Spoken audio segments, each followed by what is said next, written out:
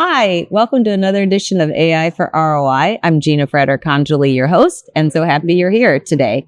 And joining me is Pete Blackshaw with BrandRank.AI, and we're here to talk about his new startup. Pete, can you tell us a little bit about how your career got started? It's been an exciting journey for you, I know. Yeah, well, my career experience kind of bounces from, starting digital interactive teams at P&G, Nielsen, most recently Nestle as the global head of digital, to running startups. Yeah. And in some respects, having been in these big companies has put me in a great position to understand what the needs are for startups. So my first startup was kind of a trust infomediary that we sold to Nielsen that was one of the first kind of social media monitoring companies. And this latest one, which is a little bit of a rinse and repeat job, is measuring what answer engines, many call them LLMs, we prefer answer engines, are saying about brands. And we do believe that the answers are infinitely revealing of brand value, but we think it's critical that someone is out there measuring it and then helping brands understand what they can do to improve their positioning. Okay, great.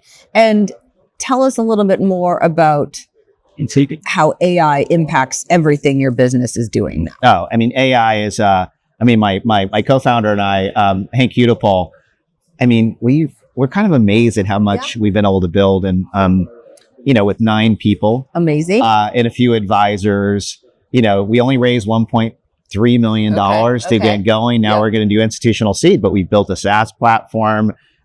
We've ramped up about 40 major brands, including some of the biggest brands and companies in the world, and we're using AI for everything.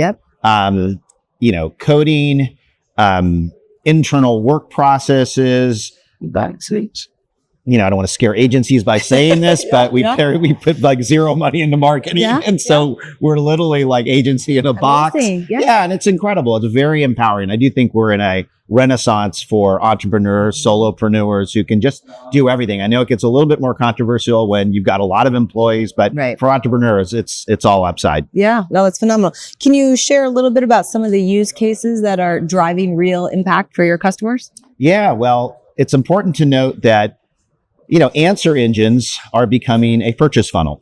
Much like, Google was a $250 billion marketplace. Right.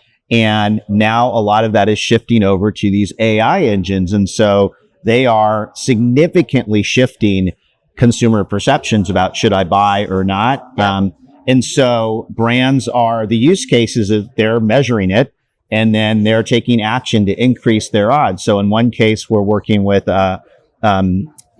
a major brand that's looking to overhaul their entire website platform because we've learned across thousands of AI audits that websites are the number one algorithmic anchor. So the bots, the AI engines feed on own media. And yet most brands have ignored that space for the last 20 years. So we're kind of saying, hey, listen, if you want to improve your visibility and favorable visibility with these answer engines, you need to overhaul these areas. We're also helping them pinpoint areas like trust.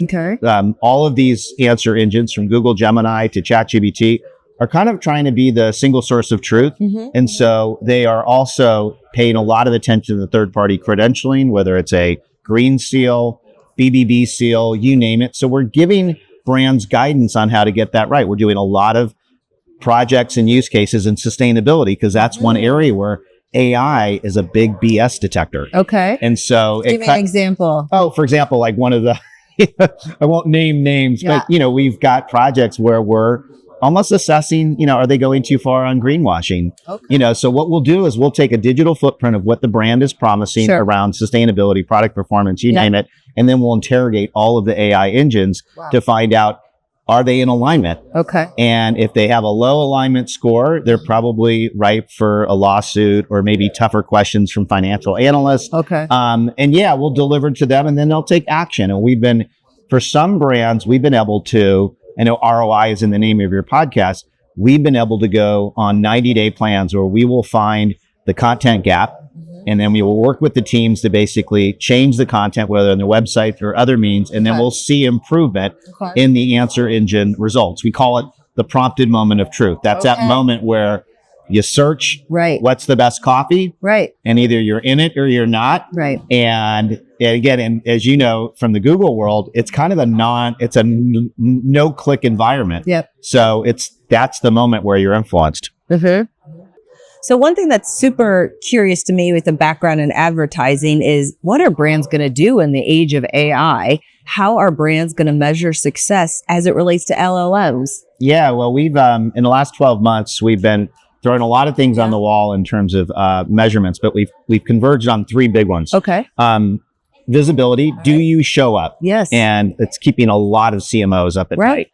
And because a lot of upstart brands are actually more visible than they are, they're AI first, they're better at content, they actually nurture their ratings and reviews better, all the things that kind of make for good visibility. Number two, vulnerability. And this is huge because it's not just visibility, but are you exposed in some way? This is where the BS test is really important. Is there misinformation? Are there hallucinations? And we measure that, and that they pay a lot of attention to that. And then the third one, which is a little bit of a flywheel, is readiness. Do you know how to market to algorithms? And this is where if you want to increase your visibility or downplay your vulnerability, there's certain things that you need to do. And some of it is broad brush, the things you build over time. A lot of it is things that you can do tomorrow to significantly impact your area. So some of it is really basic. Right. So FAQs. Yes. It sounds so boring. It sounds so basic. Brands are horrible at this.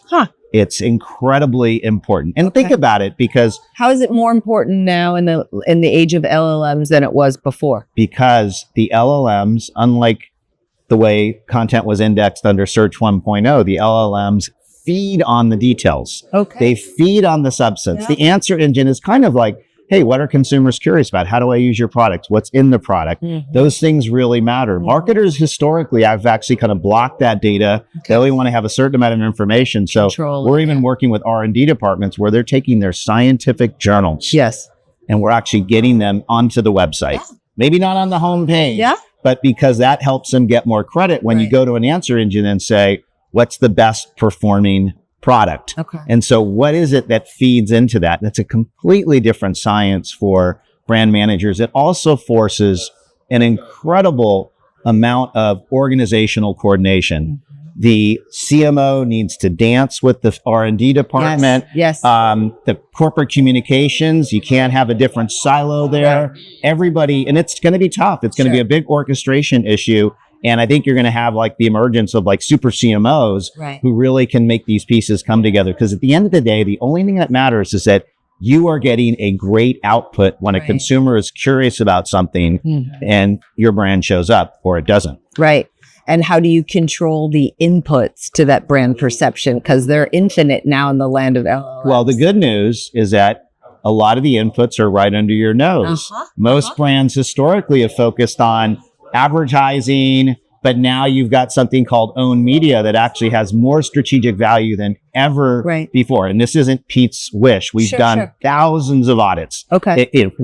From Google Gemini to ChatGPT, they're all kind of operating off of the same area. In fact, they're indexing website content more than they're going after influencers on TikTok because the website's more likely to have the accurate answer about the brand.